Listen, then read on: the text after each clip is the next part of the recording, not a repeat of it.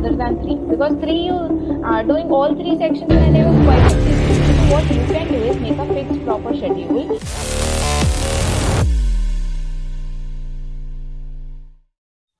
Hey all, this is Upasana Singh and I welcome you all to Deepaka's Den.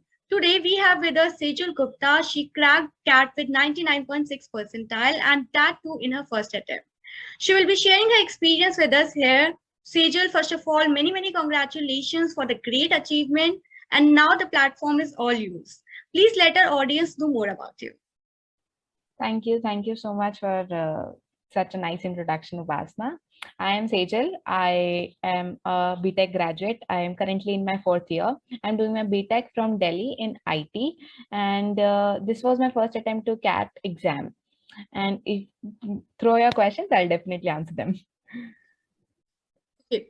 So when do you start preparing for CAT? When you thought that you should go for the CAT, and what was the motivation behind that? I think in December 2020, I thought that let's go for MBA. I can do better in MBA because technology is only the one face of the world. So let's explore more. Let's see what else does this world offer. So I thought I'll go for MBA after my graduation, and I started my CAT prep. I started my preparation in January. We always make some strategy behind every preparation. So what was yours? Okay, so for my preparation, I joined Unacademy. It is an online platform. So what I did was all I did was live classes on Unacademy. I gave various mocks, and for particular section-wise strategy, what I would say is there are 3 sections in CAT exam: VRC, LRDI, and QA.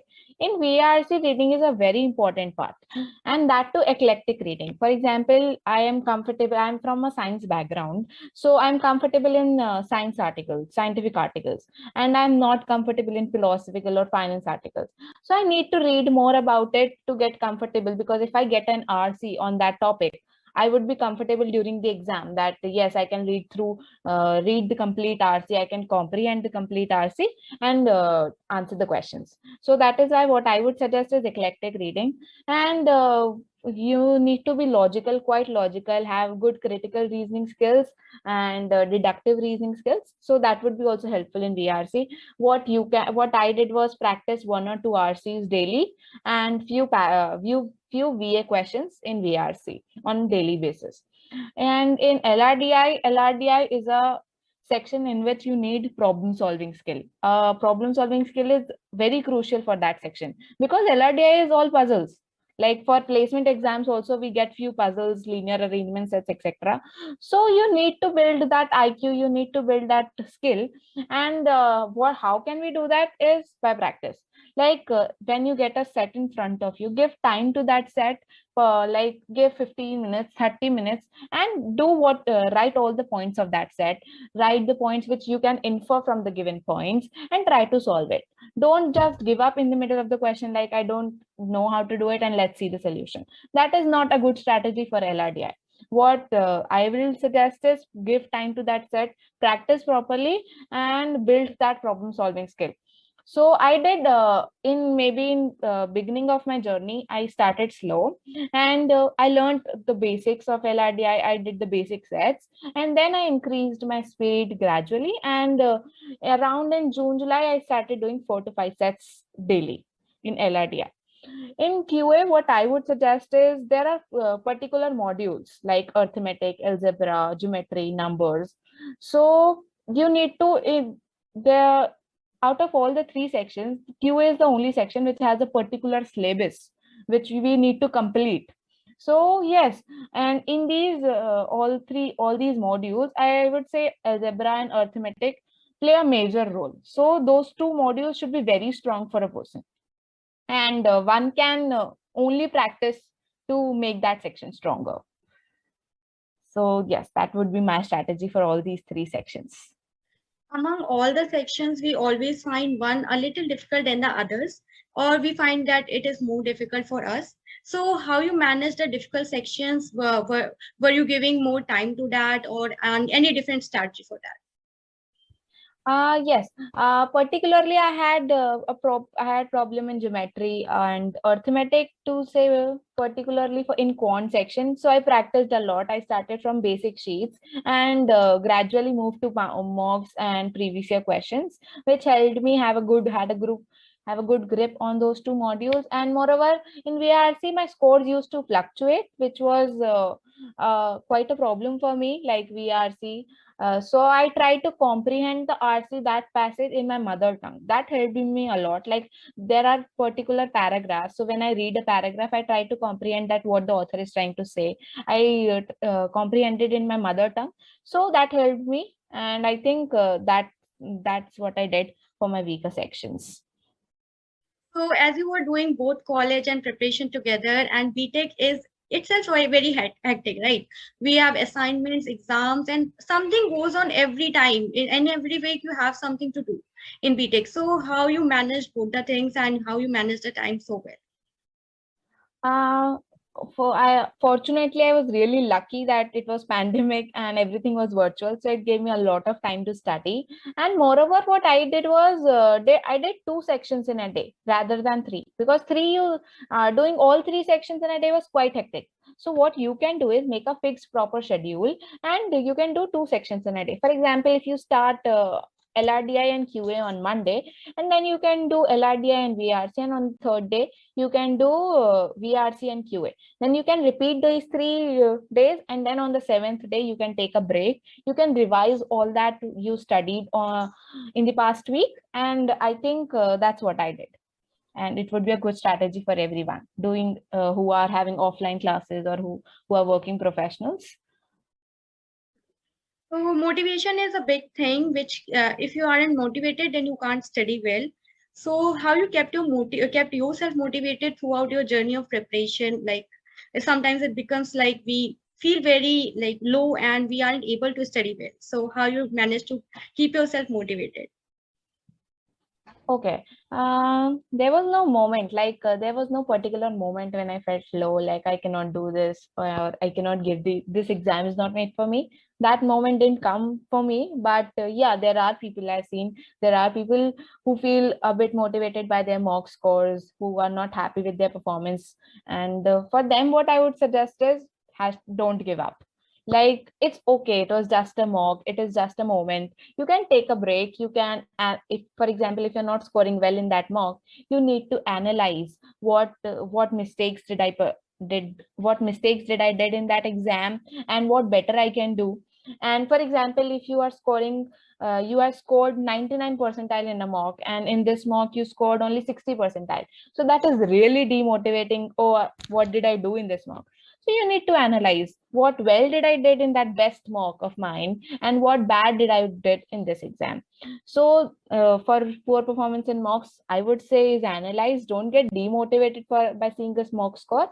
Just analyze that mock. And if you are feeling low, like you have studied a lot, and you are just burdened, and it's like is you have studied a lot and you cannot do more. So take a break of day or two, and just chill for that time, and resume your preparation with better dedication, with better focus.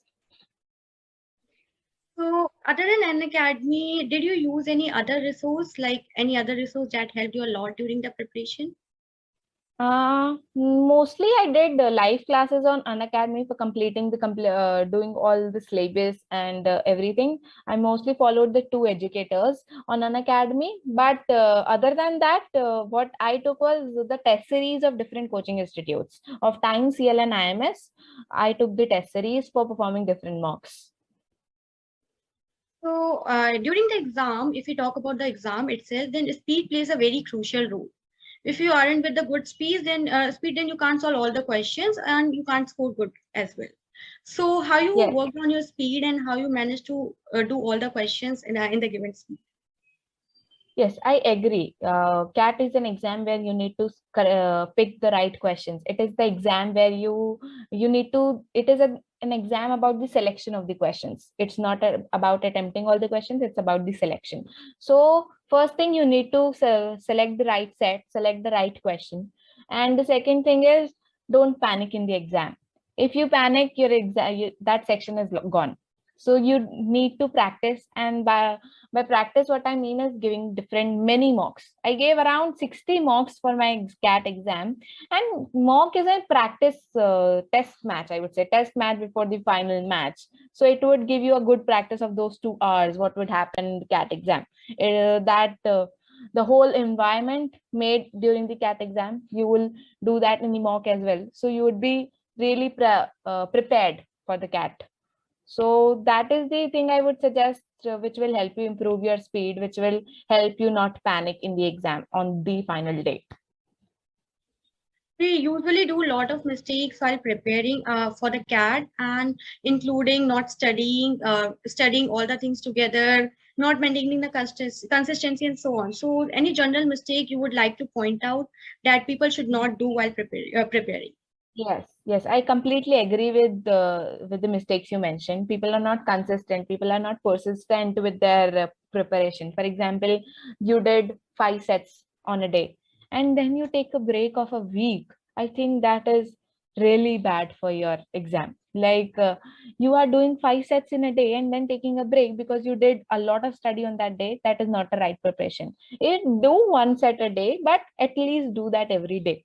Maintain that fixed schedule, which is very important, which will keep you disciplined, which will help you not only in the exam but in the future as well. And the other thing is, there is so much content on internet about the exam, so people often get misguided, or they follow different strategies and they get too much confused by different teachers. So follow keep your eye on the goal and follow one path. That's what I would suggest. Also, many times it happens like a well-prepared candidate is not able to give 100% during the exam. So how, what suggestions you would like to give for them, like or how they can improve their when they are preparing for the real exam, then how they can prepare? Yes, I have seen many cases even now, like the person worked so hard for the exam. They were doing really well in the mocks as well. But on the day, it was not up to the mark. They spoiled one section or something. So first thing, when it's in the exam and you're realizing that I'm not doing that well, the first thing, don't panic. Don't give up at that moment. Just try harder and harder, and you will definitely do it. The second thing is, if CAT didn't go well, what will you do next?